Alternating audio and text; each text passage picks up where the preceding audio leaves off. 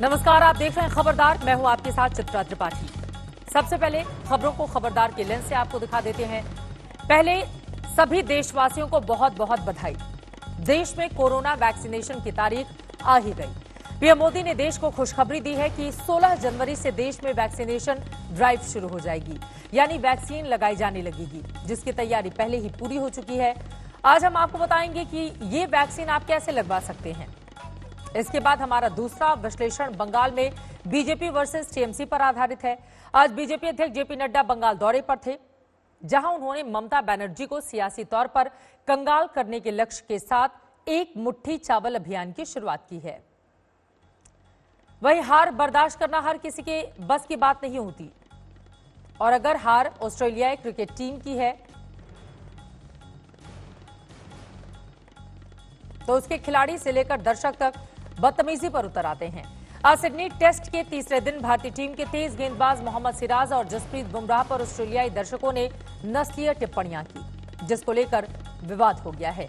ये तमाम खबरें आप तक विस्तार से पहुंचाएंगे, लेकिन सबसे पहले शुरुआत उस एक तारीख की कर लेते हैं जिसका इंतजार पूरा देश बेहद बेसब्री बेताबी के साथ कर रहा था। 16 जनवरी 2021 ये भारत में कोरोना के खिलाफ वैक्सीन डे की तारीख है। सरकार ने आज शनिवार के दिन ऐलान कर दिया है कि अगले शनिवार से देश में वैक्सीनेशन ड्राइव की शुरुआत हो जाएगी। खुद देश के प्रधानमंत्री नरेंद्र मोदी ने देश को यह खुशखबरी दी है। उन्होंने ट्वीट में लिखा है कि भारत कोविड-19 से लड़ाई में 16 जनवरी को एक महत्वपूर्ण कदम आगे बढ़ाने जा रहा है। इस दिन से नेशनल लेवल पर वैक्सीनेशन ड्राइव शुरू होगा। इसमें हमारे बहादुर डॉक्टर्स, हेल्थ केयर वर्कर्स, सफाई कर्मचारियों सहित सभी फ्रंटलाइन वर्कर्स को प्राथमिकता दी जाएगी। तारीख का ऐलान करने से पहले पीएम मोदी ने आज सभी राज्यों और केंद्र शासित प्रदेशों में वैक्सीनेशन की तैयारियों के लिए एक उच्च स्तरीय समीक्षा बैठक भी की। 16 जनवरी से वैक्सीनेशन शुरू करने का फैसला भी सोच समझ कर लिया गया, क्योंकि लोहड़ी, मकर संक्रांति, पोंगल और माघ बिहू जैसे त्योहार 15 जनवरी तक निपट जाएंगे, जिसके बाद देश कोरोना के खिलाफ अपनी आखिरी लड़ाई की शुरुआत करेगा, जिसकी तैयारी भी पूरी हो चुकी है। देश में 2 वैक्सीन को मंजूरी दी जा चुकी है और वैक्सीनेशन के पूर्वाभ्यास के लिए अब तक 2 बार देशव्यापी ड्राई रन भी किए जा चुके हैं। और अब तारीख भी आ गई है, यानी भारत में अब दुनिया के सबसे बड़े वैक्सीनेशन प्रोग्राम का काउंटडाउन शुरू हो चुका है, जिसका देश कर रहा था बेसब्री से इंतजार।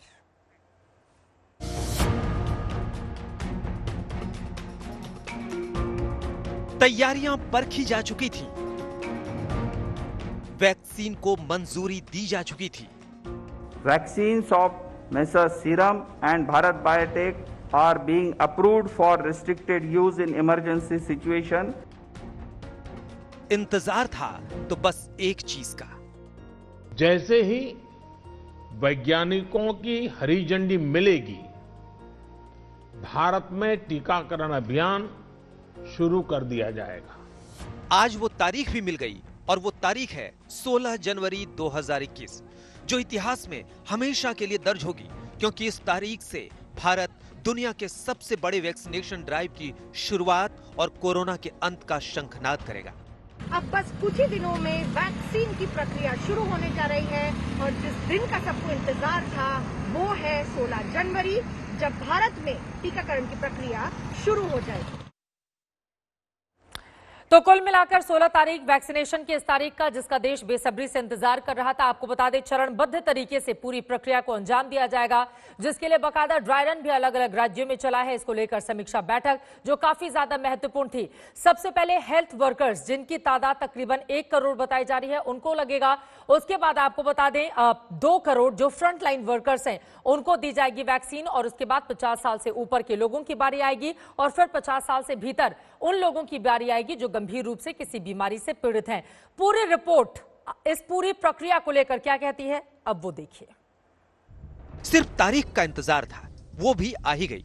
ये पहले ही तय हो चुका था कि वैक्सीनेशन के पहले चरण में 30 करोड़ भारतीयों को वैक्सीन लगाई जाएगी, जिन्हें 3 ग्रुप्स में बांटा गया है। पहला ग्रुप होगा हेल्थ केयर वर्कर्स का। इसमें स्वास्थ्य सेवाओं से जुड़े 1 करोड़ कर्मचारी शामिल होंगे। दूसरा ग्रुप होगा फ्रंट लाइन वर्कर्स का। इसमें केंद्र और राज्यों की पुलिस, अर्धसैनिक बलों, आपातकालीन सेवाओं से जुड़े कर्मचारी और निगम कर्मचारियों समेत 2 करोड़ लोग शामिल होंगे। और तीसरा ग्रुप होगा 50 वर्ष से अधिक उम्र वाले नागरिक और गंभीर बीमारियों से जूझ रहे 50 वर्ष से कम उम्र के लोग, जिनकी संख्या है 27 करोड़, जिन्हें संक्रमण का खतरा ज्यादा है। इसमें प्राथमिकता कोरोना के मरीजों के इलाज में जुटे health care workers, frontline workers और जो पहले से गंभीर बीमारियों से जूझ रहे हैं वैसे बुजुर्ग लोगों को दी जाएगी। कोरोना की वैक्सीन पहले किसे और कैसे मिलेगी, इसकी प्लानिंग के साथ साथ वैक्सीन की डिलीवरी और स्टोरेज की तैयारी भी पूरी हो चुकी है, जिसके लिए कुल 29,000 कोल्ड चेन पॉइंट्स हैं, 240 walk in cooler, 70 walk in freezer, 45,000 refrigerator, 41,000 deep freezer और 3,000 सोलर रेफ्रिजरेटर के साथ तैयारी पूरी हो चुकी है। वैक्सीन मैन्युफैक्चरर एयर ट्रांसपोर्ट का सहायता लेकर प्राइमरी वैक्सीन स्टोर जो भारत सरकार के स्वास्थ्य मंत्रालय द्वारा चलाए जाते हैं, संचालित किए जाते हैं, जिनको GMSD डिपोज कहते हैं, ऐसे 4 बड़े डिपो हैं। एक करनाल में है, एक मुंबई में है, एक चेन्नई में है और एक कोलकाता में है। तो इन 4 बड़े डिपोज पर वैक्सीन मैन्युफैक्चरर्स एयर ट्रांसपोर्ट के माध्यम से वैक्सीन सप्लाई करते हैं। वहां से 2 रास्ते हैं, एक है कि रेफ्रिजरेटेड या इंसुलेटेड वैन्स के माध्यम से स्टेट वैक्सीन स्टोर्स में वैक्सीन पहुंचे। स्टेट वैक्सीन स्टोर कुल 37 हैं, तो 37 और 4 GMSD यानी 41 ऐसे कोल्ड चेन पॉइंट्स हैं जहां बल्क वैक्सीन पहुंचती है वैक्सीन मैन्युफैक्चरर के यहां से। तैयारी पूरी है और इस तैयारी को एक नहीं बल्कि 2 बार परखा जा चुका है। देशव्यापी ड्राई रन चलाकर, जिसमें वैक्सीन को छोड़कर बाकी सारी चीजें और व्यवस्था बिल्कुल असली थी। और अब 16 जनवरी से वैक्सीन भी असली होगी, लेकिन वैक्सीन कौन सी होगी इस पर सस्पेंस है। दरअसल देश में 2 वैक्सीन को मंजूरी मिल चुकी है। पहली कोविशील्ड, जिसे सीरम इंस्टीट्यूट ऑफ इंडिया ने बनाया है, और दूसरी कोवैक्सीन, जो हैदराबाद की भारत बायोटेक लैब में तैयार हुई है। कोवैक्सीन पूरी तरह स्वदेशी वैक्सीन है, लेकिन इसको लेकर विवाद है, क्योंकि इसके ट्रायल के नतीजे आने से पहले ही इसे मंजूरी दी गई है। यानी दोनों वैक्सीन साथ लगेंगी या सिर्फ अभी कोविशील्ड लगेगी, ये तय नहीं है। वैसे तय तो अभी वैक्सीन का रेट भी नहीं है, लेकिन पीएम मोदी कह चुके हैं कि रेट जो भी होगा आम आदमी पर ज्यादा जोर नहीं पड़ेगा। केंद्र सरकार इस बारे में राज्य सरकारों के साथ बात कर रही है। वैक्सीन की कीमत को लेकर फैसला जन स्वास्थ्य को सर्वोच्च प्राथमिकता देते हुए किया जाएगा। तो कीमत की चिंता छोड़ दीजिए, कौन सी वैक्सीन लगेगी ये भी मत सोचिए, बस खुश हो जाइए कि वैक्सीन लगेगी और कोई ना नुकुर नहीं चलेगी, सबको लगवानी ही पड़ेगी। जिसका हमें था इंतजार, जिसके लिए सब थे बेकरार, वैक्सीन आ गई सबको लगनी है और सबको लगवाना है, कोई छूटे ना कोई भी रह जाना है, समझे। 16 जनवरी इस तारीख को अपने दिलो दिमाग में अच्छे से बिठा लीजिए, क्योंकि जैसा कि हमने पहले भी कहा, ये वो तारीख है जब भारत में सबसे बड़े वैक्सीनेशन प्रोग्राम का शुभारंभ होगा, जिसे पूरी दुनिया देखेगी। लेकिन अब आप ये सोच रहे होंगे कि आपको ये वैक्सीन कब और कैसे लगेगी।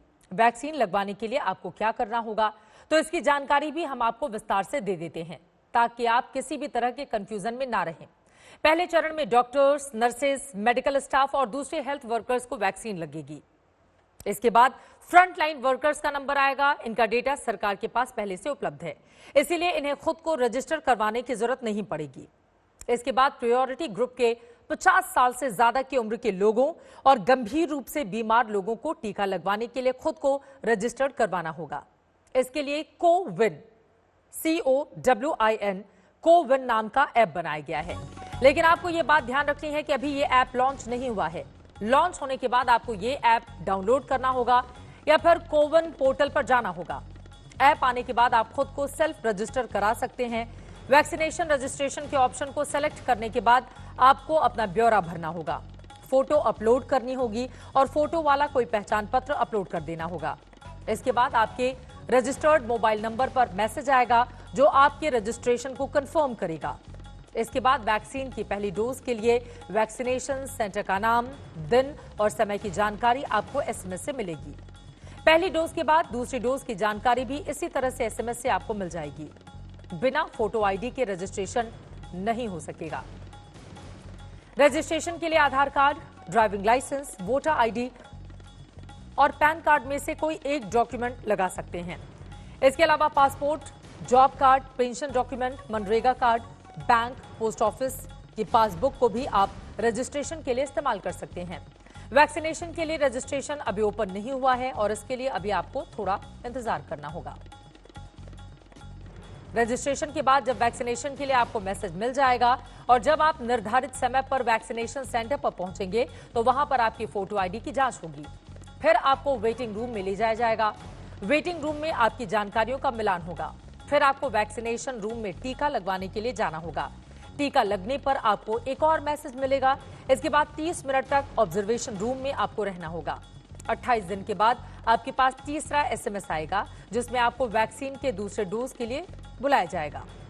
जब दूसरा डोज लग जाएगा और 14 दिन बाद आपके शरीर में एंटीबॉडी बन जाएगी, आपकी जांच होगी, तो आपको चौथा एसएमएस आएगा और आपका वैक्सीनेशन पूरा हो जाएगा। तो वैक्सीन लगाने की प्रक्रिया तो आपको समझ में आ गई होगी, लेकिन अब आप सोच रहे होंगे कि वैक्सीन फ्री में लगेगी या फिर आपको पैसे देने होंगे। तो अभी इस सवाल का साफ साफ जवाब मिलना बाकी है। लेकिन शुरुआत में 3 करोड़ हेल्थ और फ्रंटलाइन वर्कर्स को वैक्सीन मुफ्त में लगाई जाएगी। बाकी 27 करोड़ लोगों को फ्री वैक्सीन पर फैसला बाद में लिया जाएगा। लेकिन सभी को वैक्सीन मुफ्त नहीं लगाई जाएगी, ये बात खुद केंद्रीय स्वास्थ्य मंत्री डॉक्टर हर्षवर्धन बोल चुके हैं। तो अब सवाल यह है कि वैक्सीन फ्री नहीं मिलेगी तो कितने में मिलेगी? इसको लेकर सीरम इंस्टीट्यूट और भारत बायोटेक ने कोई आधिकारिक घोषणा तो नहीं की है, लेकिन जानकारी के मुताबिक प्राइवेट क्लिनिक में कोविशील्ड की 2 डोज की कीमत 2000 रुपए तक होगी, लेकिन कोवैक्सीन इससे बेहद सस्ती हो सकती है, जिसकी कीमत 100 रुपए से भी कम रह सकती है। प्रधानमंत्री नरेंद्र मोदी हिंट दे चुके हैं कि वैक्सीन फ्री में तो नहीं लगाई जाएगी, लेकिन वैक्सीन तक सबकी पहुंच हो, ये बात भी पूरी तरह से सुनिश्चित की जाएगी। जानकार मानते हैं कि केंद्र सरकार शुरुआत में फ्री वैक्सीनेशन के जरिए कोरोना वॉरियर्स को वैक्सीन देगी। उसके बाद आम जनता के लिए सब्सिडी रेट पर वैक्सीन की कीमत तय कर सकती है। हालांकि राज्य सरकार चाहे तो लोगों को अपने खर्च पर फ्री वैक्सीन मुहैया करवा सकती है। हालांकि अभी तक ना तो केंद्र सरकार और ना किसी राज्य सरकार ने इसको लेकर कोई भी फैसला किया है, सिवाय दिल्ली को छोड़कर, जहां सभी को वैक्सीन मुफ्त लगाई जाएगी।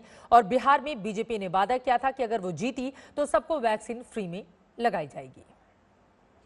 तो ये तो बात हो गई वैक्सीन, उसकी पूरी प्रक्रिया, किस चरणबद्ध तरीके से आपको लगाया जाएगा और उसका मूल्य क्या होगा। 16 तारीख, इस तारीख को आप दिमाग में रखिए। आगे बढ़ते हुए अब चलिए आपको खबरों का लेंस बंगाल की राजनीति पर डालते हुए दिखाते हैं। बीजेपी के मिशन बंगाल में आज पार्टी अध्यक्ष जेपी नड्डा ने नया दांव चला है। नड्डा ने आज बर्धमान से बीजेपी के एक मुट्ठी चावल अभियान की शुरुआत की है। बंगाल के 73 लाख किसानों के घरों तक जाकर बीजेपी के कार्यकर्ता एक एक मुट्ठी चावल जुटाएंगे। 24 जनवरी के बाद 31 जनवरी तक जमा हुए चावल से गरीबों के लिए 1 हफ्ते तक खिचड़ी पकाई जाएगी। यानी बीजेपी ने ऐसा चुनावी कार्यक्रम बनाया है जिससे बंगाल में बीजेपी के लिए वोटों की खिचड़ी पक सके। ये रिपोर्ट देखिए।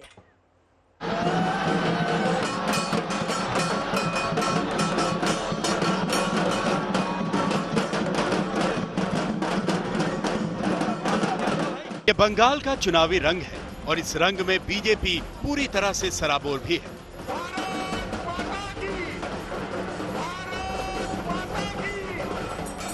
दीदी ने बाहरी का दांव चला तो बीजेपी ने बांग्ला परंपरा से तार जोड़ने शुरू कर दिए। इसमें परंपरा वाले ढोल नगाड़े भी हैं।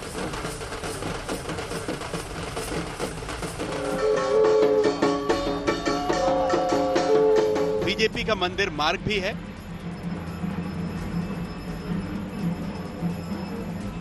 आम बंगाली मानुष से जुड़ने वाली रणनीति भी है।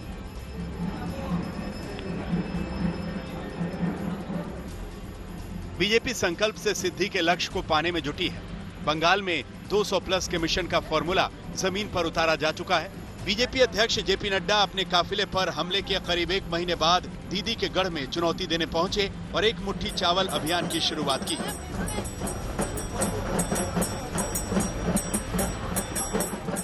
इस अभियान के तहत बीजेपी 73 लाख किसानों से एक मुट्ठी चावल मांग रही है। भिक्षाटन की शुरुआत धान का कटोरा कहे जाने वाले मशहूर वर्धमान से की गई। जेपी नड्डा ने बैक टू बैक 5 किसानों के घर जाकर एक मुट्ठी चावल मांगा। बीजेपी के राष्ट्रीय अध्यक्ष जेपी नड्डा इस समय पश्चिम बंगाल में जगह जगह यानी कि 5 घरों में जाकर पहले तो चावल ले रहे हैं और उसके बाद एक मुट्ठी चावल के साथ किसानों के साथ एक साथ जुड़ने का प्रयास कर रहे हैं। बीजेपी ये बखूबी जानती है कि बंगाल को अगर जीतना है तो 74 लाख से अधिक किसानों को एक साथ लाना होगा और इन सब के बीच में जब पार्टी के कार्यकर्ता और उनके खुद के आला अध्यक्ष सब एक साथ आ रहे हैं तो उस बीच में एक और जहां पर्ची लगा रहे हैं कि यहाँ पर वो आए थे और उसके साथ साथ कि इस घर से, इस मकान से उन्होंने चावल लिया है और उसके साथ इस चावल के साथ वो एक मुट्ठी चावल लेकर जा रहे हैं। पूरे बंगाल में 48,000 गांव तक संपर्क साधा जाएगा। बीजेपी के कार्यकर्ता 23 जिलों के 73 लाख किसानों से एक मुट्ठी चावल मांगेंगे। रणनीति ये है कि बीजेपी कार्यकर्ता हर दरवाजे पर जाएंगे। खुद जेपी नड्डा से इसकी शुरुआत हुई। किसान के घर पहुंचे, केले के पत्ते पर भोजन किया।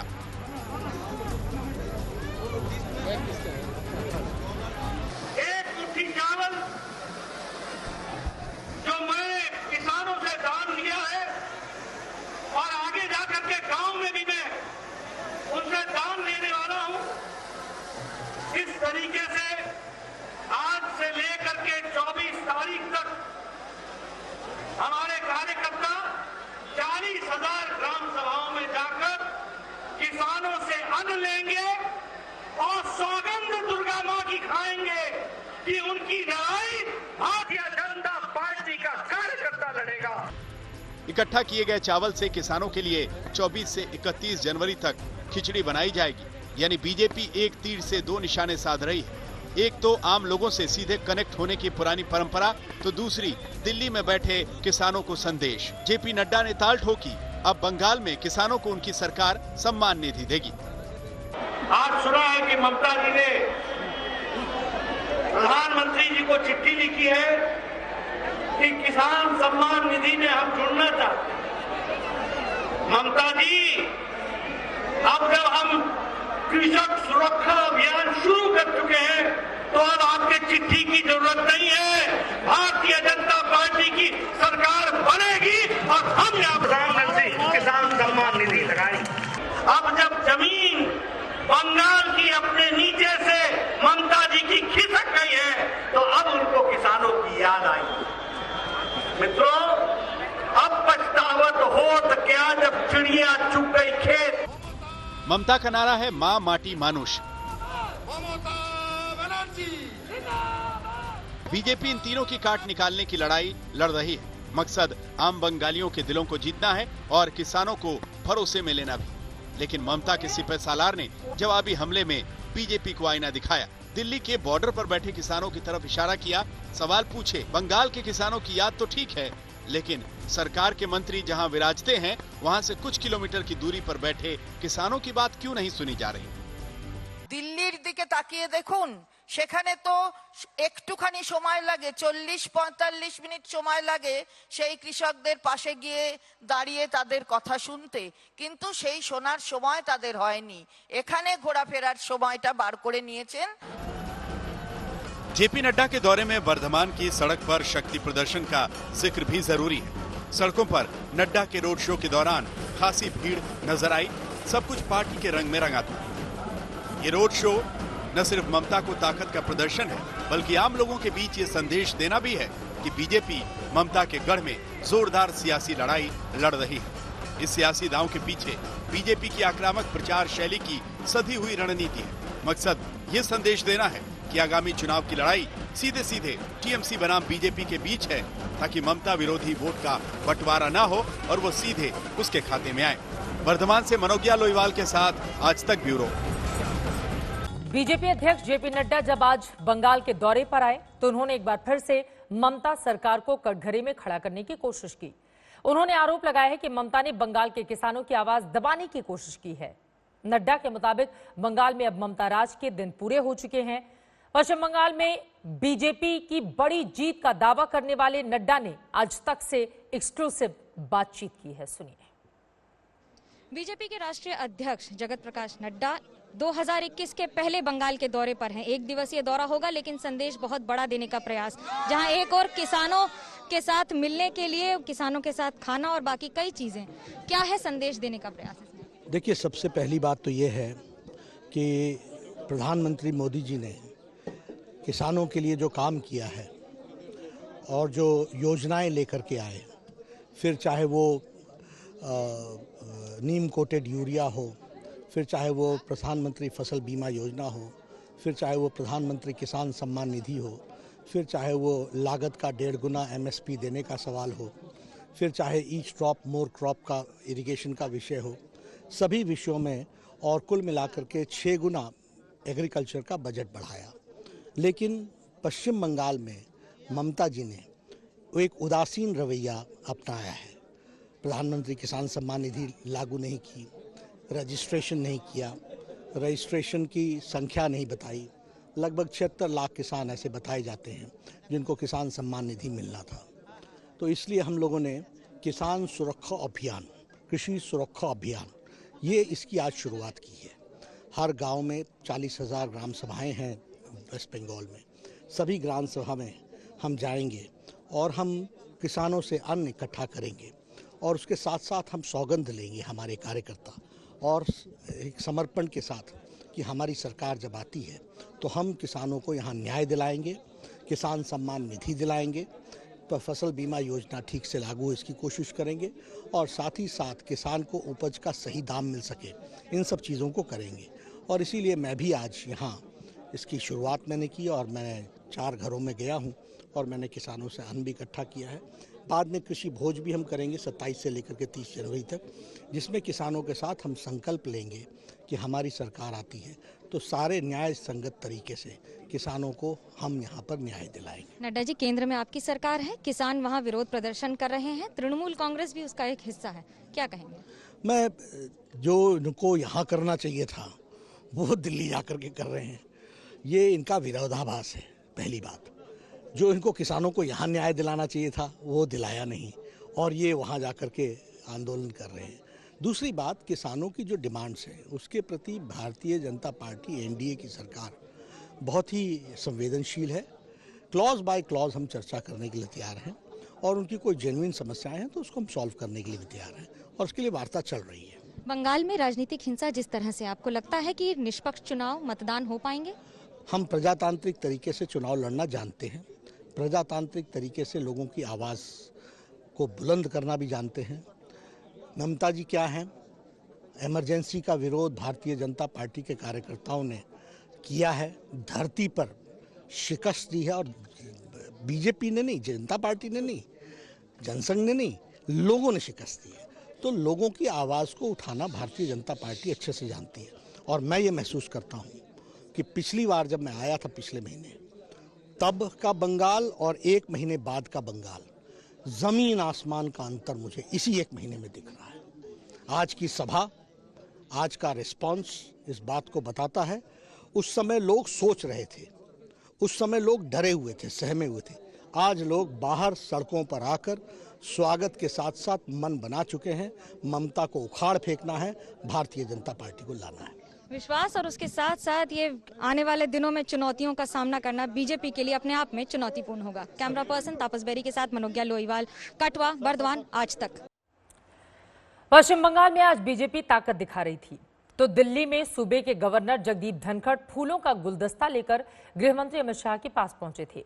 माना जा रहा है इस मुलाकात के दौरान राज्य की कानून व्यवस्था और राजनीतिक हिंसा समेत आगामी विधानसभा चुनावों पर बातचीत की गई है। लेकिन इस मुलाकात के बाद राज्यपाल जगदीप धनखड़ ने पश्चिम बंगाल को लेकर बड़ा बयान दिया।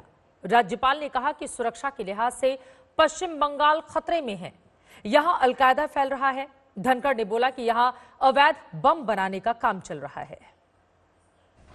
सिक्योरिटी एनवायरनमेंट कितना खतरे में है ये सार्वजनिक है। अलकायदा ने पांव पसार लिए, illegal bomb making is rampant. Bombs की वजह से कितने लोग आहत हुए हैं। नियाटी का बॉम्ब ब्लास्ट कितना खतरनाक रहा है। हर सप्ताह मेरे पास खबर आती है कि इलीगल बॉम्ब एक्सप्लोजन की वजह से ये लोग मर गए। तो मैं जानना चाहता हूं कि इनका काम क्या है। ये कर क्या रहे हैं? कोरोना को खत्म करने के लिए वैक्सीन तो आ रही है, मगर इसके पहले दिल्ली में एक और दहशत फैल रही है। ये दहशत है बर्ड फ्लू की। दिल्ली में लगातार हो रही पक्षियों की मौत से हड़कंप मचा हुआ है। दिल्ली सरकार ने मुस्तैदी दिखाते हुए कई फैसले लिए, मगर पोल्ट्री फार्म में सन्नाटा पसरा हुआ है। लोग अंडा और चिकन खाने से बचने लगे हैं।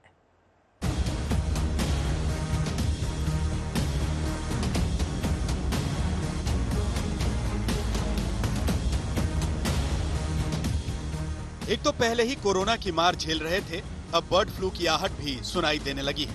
राजधानी दिल्ली में कई इलाकों में पक्षियों की मौत ने दहशत को और बढ़ा दिया है।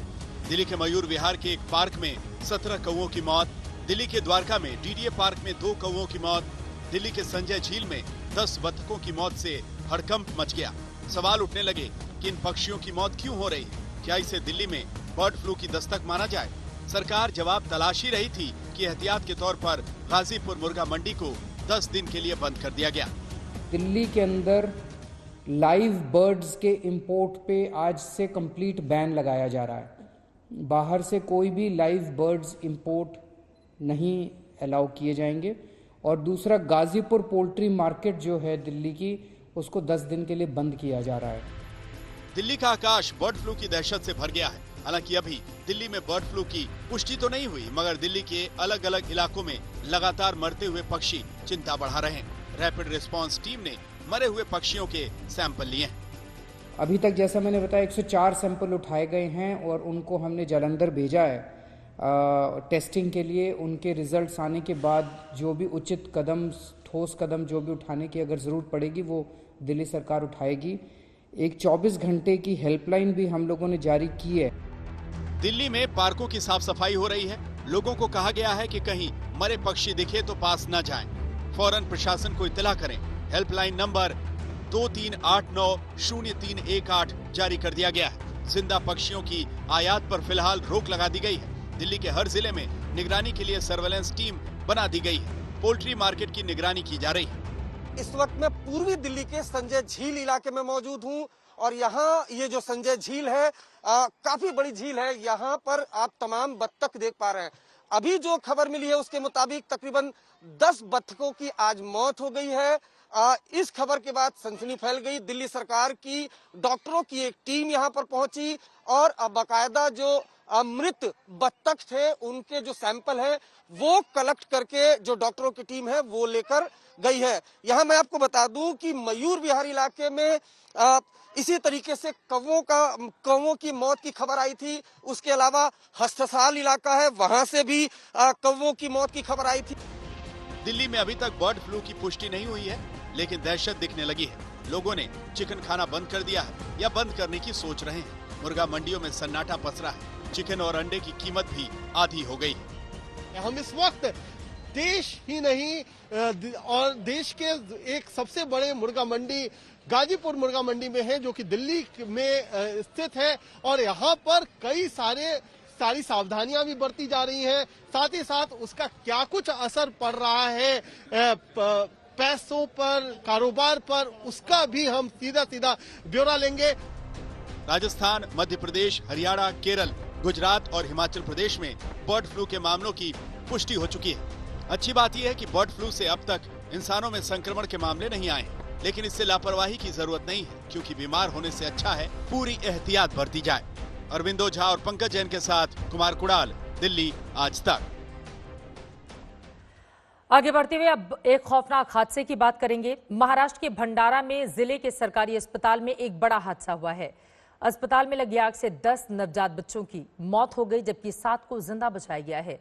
इस हादसे के बाद एक बार फिर से बड़ी लापरवाही सामने आ गई है। चश्मदीदों के मुताबिक आग लगने के वक्त अस्पताल के स्टाफ सो रहे थे और उन्हें इस हादसे की जानकारी करीब 30 मिनट के बाद हुई।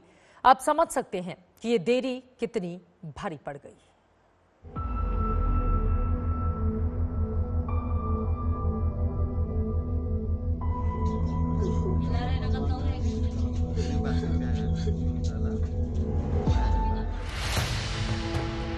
इन माओं की पथराई हुई आंखों से अगर सामना हो जाए तो ताकत के नशे में चूर सारा नशा एक झटके में काफूर हो जाएगा।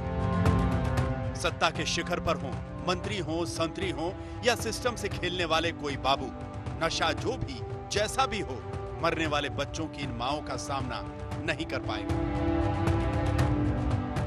आंसू रुक नहीं रहे हैं, गम को शब्दों में बांधना मुश्किल है। मन में एक ही सवाल कि आखिर उनके हिस्से में ये त्रासदी क्यों आनी थी? क्यों इस खोखले सिस्टम के थपेड़े से उनकी कोख उजड़नी थी? ये जानती हैं कि उनके बच्चे मरे नहीं, बल्कि इस मुल्क के सिस्टम ने उन्हें मार डाला है। जिला अस्पताल के वार्ड में जब आग लगी तो लापरवाह सिस्टम गहरी नींद में सो रहा था। नींद इतनी गहरी थी कि आग का पता तक नहीं चला। नवजात बच्चे अपने बिस्तर में ही एक एक सांस के लिए तड़पते रहे।